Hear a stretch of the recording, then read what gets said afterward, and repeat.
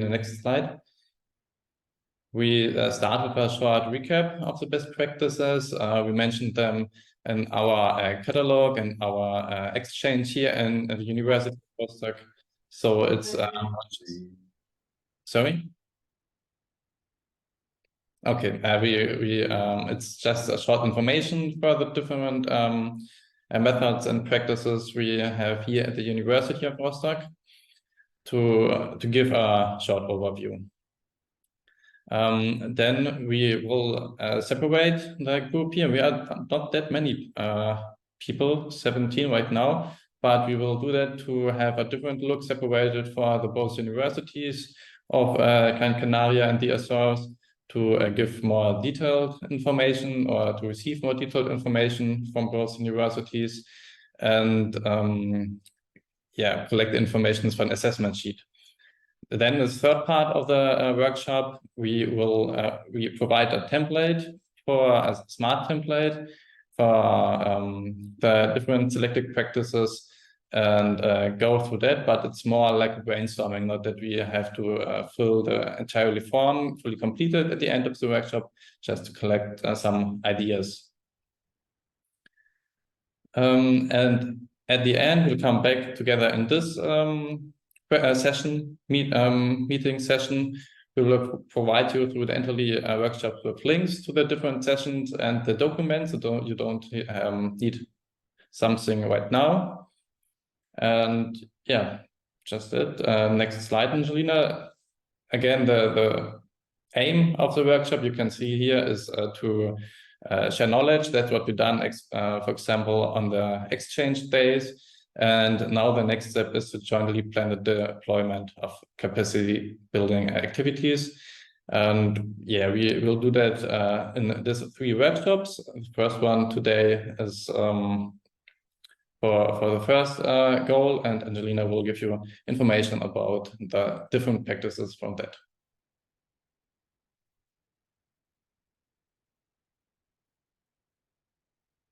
Sorry. So hello from my side also. As you have seen, we will start now with the work package 3, so attracting and retaining talents. And we wanted to provide you with some information at this slide that there are some tasks that will be done, like HRS4R, C-Lab model, gender equality and diversity, and addressing brain drain. So this will be tasks which will follow up in future. Maybe just as a short overview for you. And we have received some questions up front. You can see them here. It's not so necessary that I will read every question, but we grouped all of them into 3 categories. So in general, services for staff, HRS4R, and career development. And I will give you a very brief overview on every topic, since we already had a deeper dive into every single topic before. So yes, as the services for staff, we have here the diversity office, for example, at the University of Rostock. And here several information are embedded within the university structures, so that, for example, in every document, this topic is also encouraged. Then we have the gender equality office and the family office, where here, for example, there is a plan for a structured re-entry after time off, like, for example, parental leave, and also scholarships for promotion of young scientists. If they have a child, then they will be supported. And also Welcome Center for foreign researchers, and online service portal for employees. This is basically one web interface with every information the employees do need and a collection of documents. So also like some onboarding information. We have inclusion action plans. We have a plan developed at the university at different stages, how to include inclusion into several activities like communication, teaching, and inclusion activities for employees. We have female mentoring, and then university health management. Here, for example, we have the health days or individual coaching for employees with chronic illness or disabilities. And you can see here the onboarding plan. Also, we don't have like a specific onboarding plan. However, there was a question whether we have an onboarding plan, and we wanted to include it because we think it's very important to have an onboarding plan. Quella di prima era aperta. Okay. I guess this was not a question for me. So then the next part, the next questions we received from you was regarding the HRS4R. And this is a program which is already established at the University of Calabria. So we are here, we have our colleagues from the University of Calabria here that can answer your questions, but this package consists of 3 parts, and we just wanted to show them briefly to have a overall overview. And here there's a welcome program with a welcome kit on the website, with the ethical code, for example, and yeah, the gender equality plan and so on. And they also do have the career development within this HRS4R.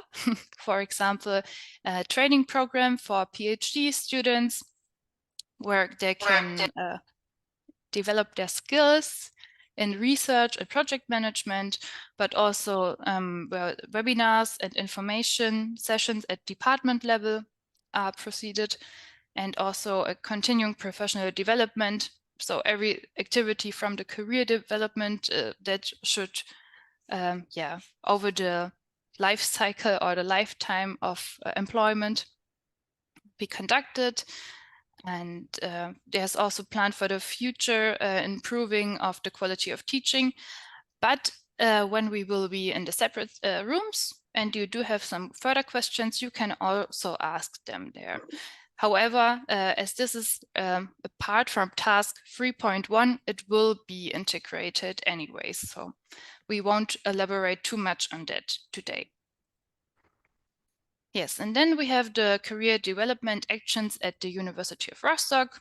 So we have here an online learning platform, which is for free and contains different topics with online videos from 5 minutes to several hours.